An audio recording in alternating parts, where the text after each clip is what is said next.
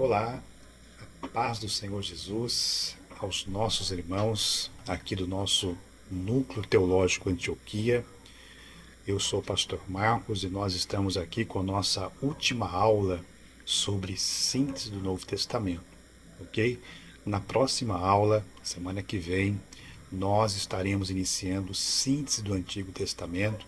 Será uma matéria muito importante, assuntos assim extremamente importantes. Então, eu convido você já a estar atento para a semana que vem, acompanhar aí comigo síntese do Antigo Testamento, ok? Desejo a vocês aí uma boa aula em nome de Jesus. Vamos lá então para os nossos slides. Aqui. Nós vamos ver aqui, primeiramente, esse título, né? Amor sacrificial em tempos difíceis, porque as epístolas gerais aqui, de uma certa forma, ela é escrita num tempo em que a igreja estava passando fortes perseguições, perseguições externas e perseguições internas. As internas eram através dos falsos mestres que já havia se infiltrado na igreja através do gnosticismo e ao escrevê-la há uma intenção de combater as heresias que já se infiltravam no meio da igreja. E também as perseguições externas eram o ataque, né, de Roma contra os cristãos. Muitos cristãos aqui já tinham morrido, já tinham sido martirizados e essa epístola ela também vem como uma forma de fortalecer a fé dos irmãos. Tá? Uma palavra de encorajamento, uma palavra de fé, uma palavra de perseverança. Então, principalmente a de Pedro, né?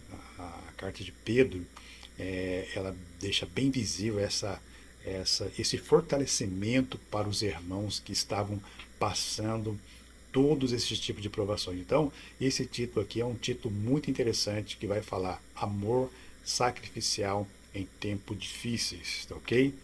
Prosseguindo lá então, vamos lá, o nosso slide. Então, nós vamos estudar aí a primeira, segunda e a terceira de João, tá?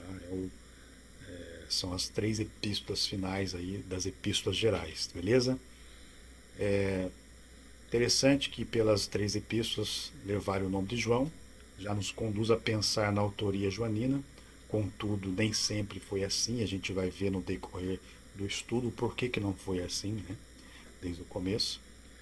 E estudiosos apontam na história a primeira epístola como homologomena, ou seja, livros aceitos, certo?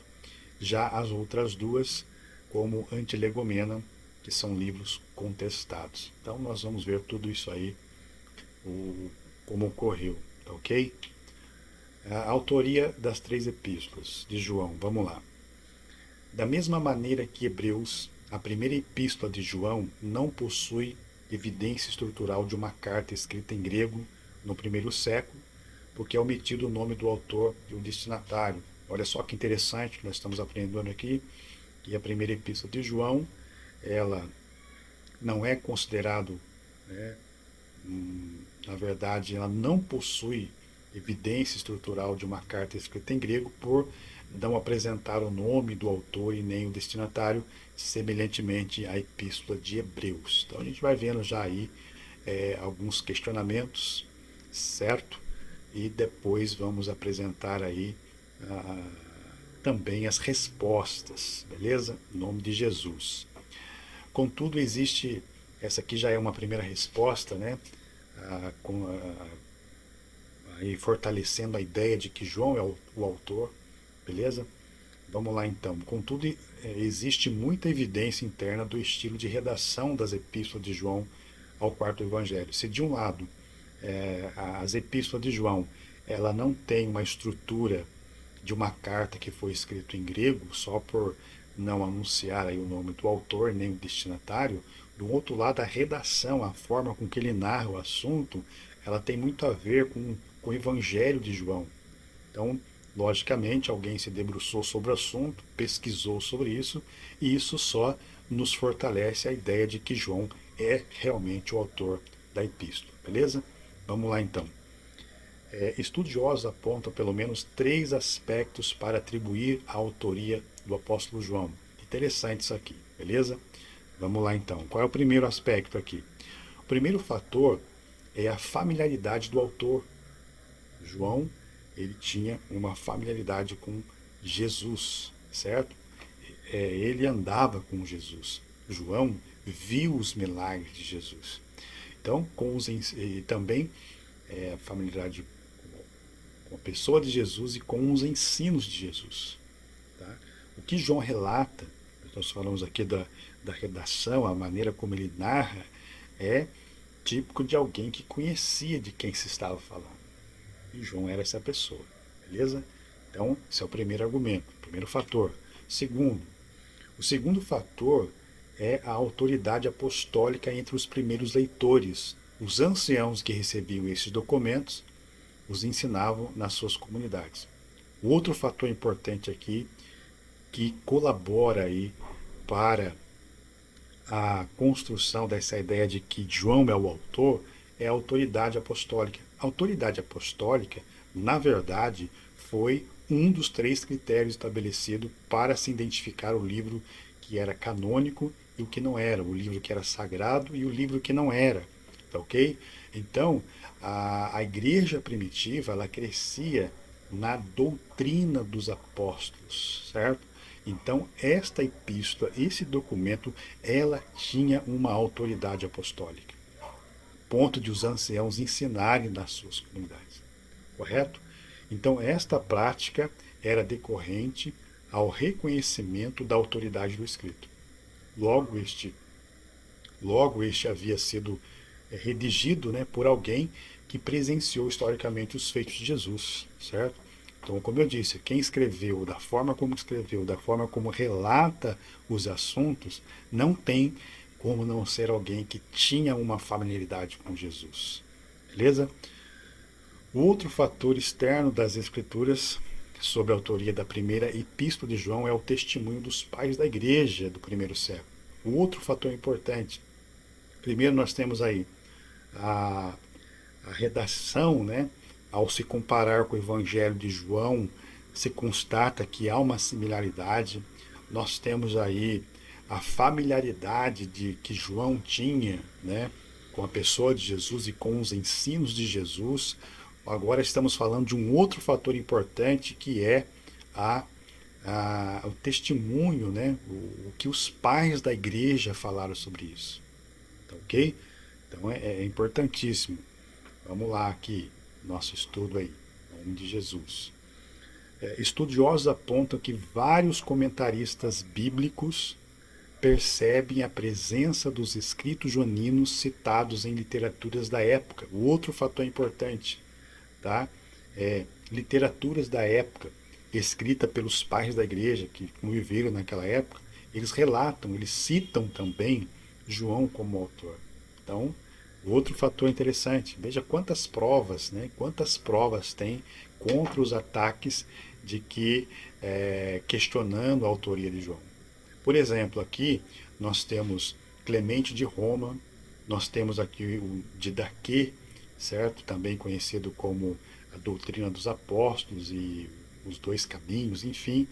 Uma hora a gente fala sobre o Didaquê. E também na epístola de Diogneto, tá? São escritos da época que confirmam a autoridade joanina, beleza? Até aqui tranquilos? Vamos lá então.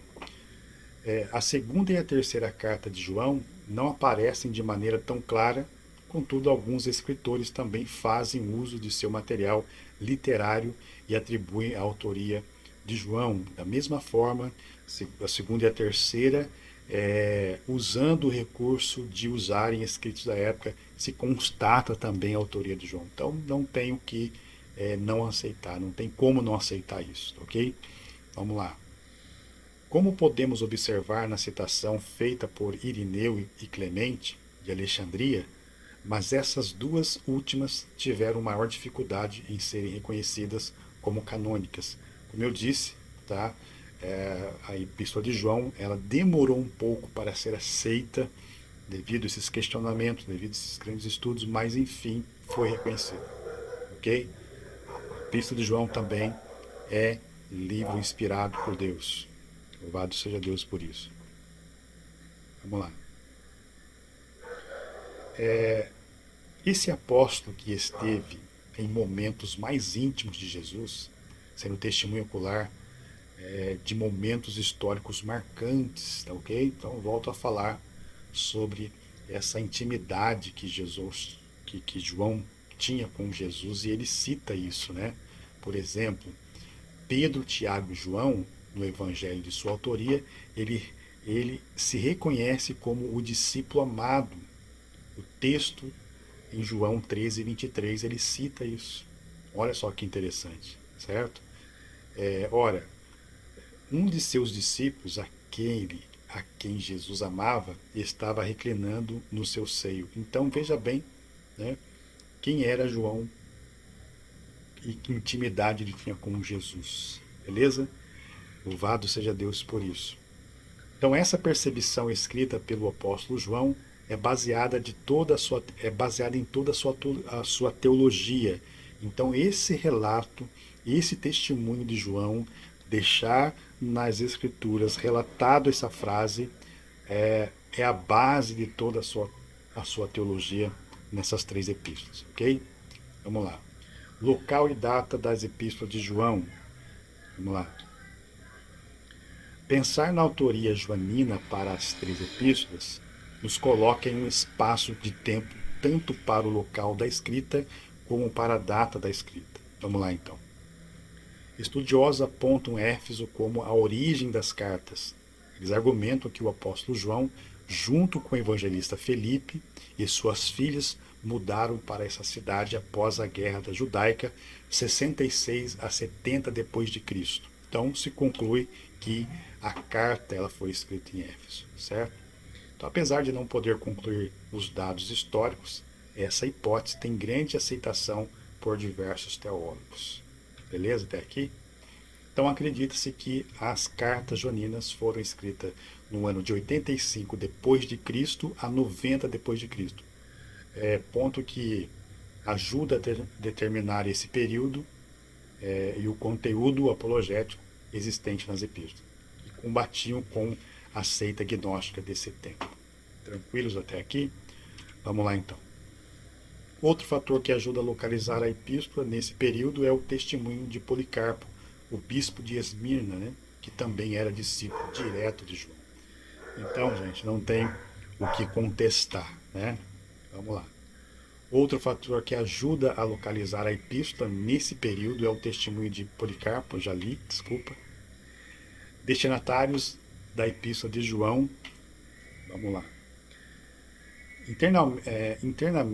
Internamente, as três epístolas nos apresentam claramente quem são os destinatários. Vamos lá.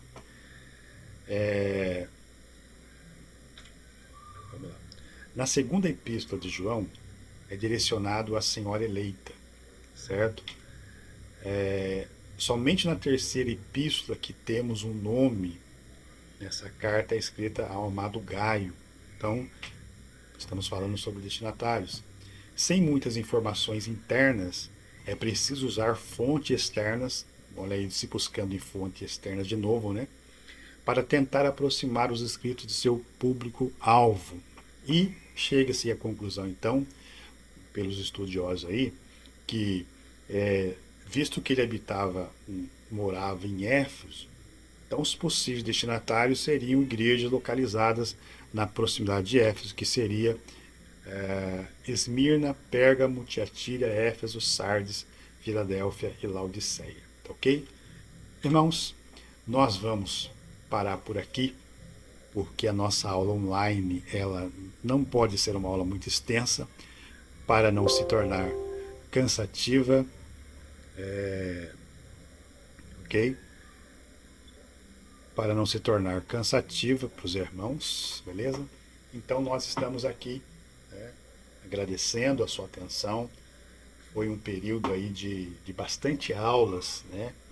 Praticamente nós pegamos aí os evangelhos, pegamos Atos dos Apóstolos, as epístolas paulinas, né?